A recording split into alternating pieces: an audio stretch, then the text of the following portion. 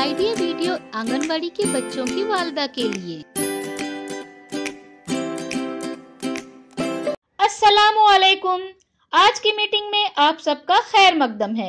उम्मीद है आपको पिछले हफ्ते का आइडिया वीडियो पसंद आया होगा। चलिए आज के काम की शुरुआत करते हैं। पिछले हफ्ते की जज्बात पहचानने की वर्कशीट बच्चों ने कैसे की और तस्वीर पढ़ना, इस वीडियो के बारे में आपके ख्यालात हमें जरूर बताएं। अब साथ में लाई हुई वर्कशीट हाथ में पकड़कर फोटो लेते हैं। फोटो प्रथम के नुमाइंदों को भेजते हैं। तब तक हम ये वीडियो यहाँ रोक देते हैं।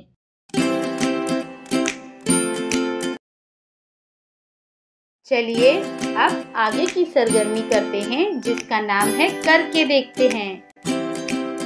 तमाम वालिदा एक लाइन में खड़ी रहें।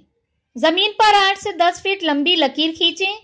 तमाम वालिदा को आंखों पर पट्टी बांधकर और सर पर दुपट्टे से बना हुआ गोला रखकर सीधी लकीर पर चलना है। हर एक वालिदा को ये खेल खेलना है।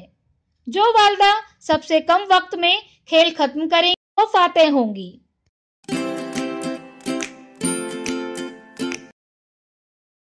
उम्मीद है ये सरगर्मी सभी वालिदा ने खुशी खुशी की होंगी। चलिए अब आगे की सरगर्मी करते हैं, जिसका नाम है कुछ नया सीखते हैं। छोटे बड़े हादसे आए दिन होते ही रहते हैं। अगर वक्त पर इलाज हो तो नुकसान कम होता है।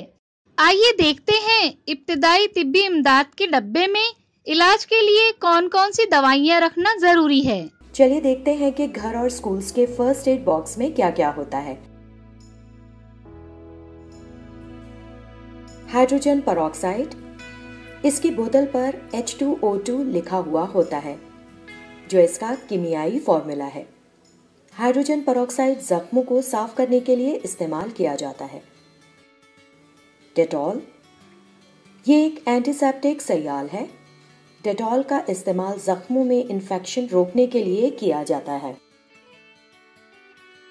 आयोडीन टिंक्चर या टिंक्चर ऑफ आयोडीन, ये भी एक एंटीसेप्टिक सयाल है। ये डेटॉल की जगह इस्तेमाल किया जाता है। पॉविडोन आयोडीन पाउडर, ये भी एक एंटीसेप्टिक है, मगर ये पाउडर होता है। ये छोटी मोटी खरोंचों और कटने पर इलाज के लिए इस्तेमाल किया जाता है। पॉविडोन आयोडीन मरहम, ये एक एंटीसेप्टिक है। इसे सिर्फ जख्म पर लगाया जाता है और फिर गॉज पेस्ट से ढककर मरहम पट्टी कर दी जाती है। बर्नॉल, बर्नॉल एंटीसेप्टिक और एंटीबैक्टीरियल यानी जिरासिम कश है और ये पेस्ट या मरहम की सूरत में होता है। ये छोटे मोटे जख्म जलने, छिलने और कटने के इलाज में काम आता है। क्रेप बैंडेज, ये कपड़े की लंबी पट्टी का बंडल होता है। एड़ी या कलाई में मोच आने पर इसे सूजन कम करने के लिए बांधा जाता है। ज्यादा कसकर बांधने से यह दौरान खून को मुतासर करती है, इसलिए इसे बहुत एहतियात से बांधा जाता है। गॉज रोल, जख्म को ढकने के लिए या मरहम पट्टी को खिसकने से रोकने के लिए इसका इस्तेमाल किया जाता है। इसे पतली या छोटी पट्टियों में काटा जाता है और इनके अंदर एंटीसेप्टिक लगाकर जख्म पर मरहम पट्टी की जाती है। एडहेसिव टेप या चिपकाव पट्टी टेप, ये एक तरह की चिपकाने वाली पट्टी होती है। इसका इस्तेमाल जख्म की मरहम पट्टी करते वक्त किया जाता है। ये किस चीज़ से बना है और इसका इस्तेमाल कब होता है, ये जानने के बाद इस मुनासिबत से मुख्तलिफ चिपकाने वाले टेप इस्तेमाल होते हैं।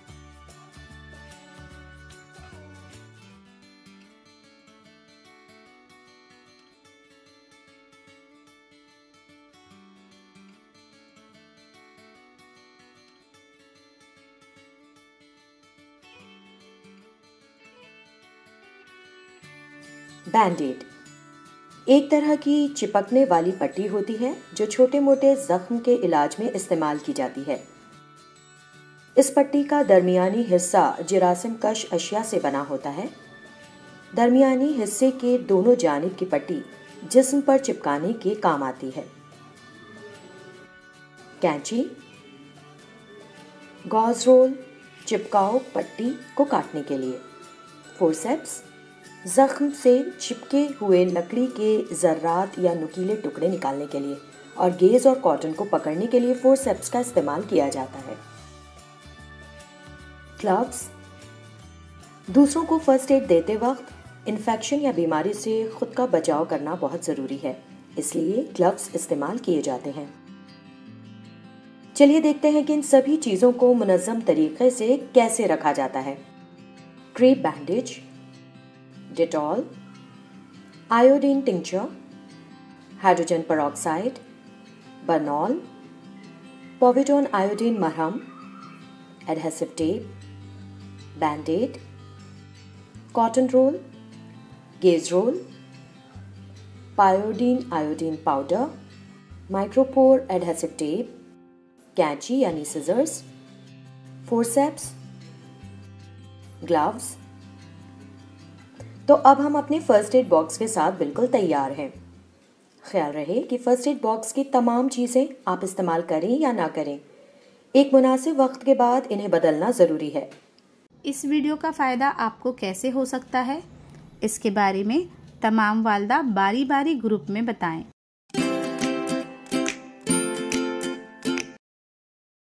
चलिए अब आगे की सरगर्मी करते हैं, जिसका नाम है घर जाकर बच्चों से करवाएं। तस्वीर में जैसे दिखाया गया है उसके मुताबिक कागज पर तस्वीर बनाएं।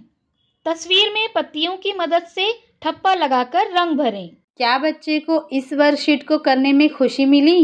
इस तजुर्बे को हमें ज़रूर बताएं। आज की सरगर्मियां यहाँ पर ख़त्म होती हैं। ऐसे ही नई मालूमात और सरगर्मियों के साथ अगले हफ्ते फिर मिलते हैं। तब तक के लिए अपना और बच्चों का ख्याल रखें। शुक्रिया।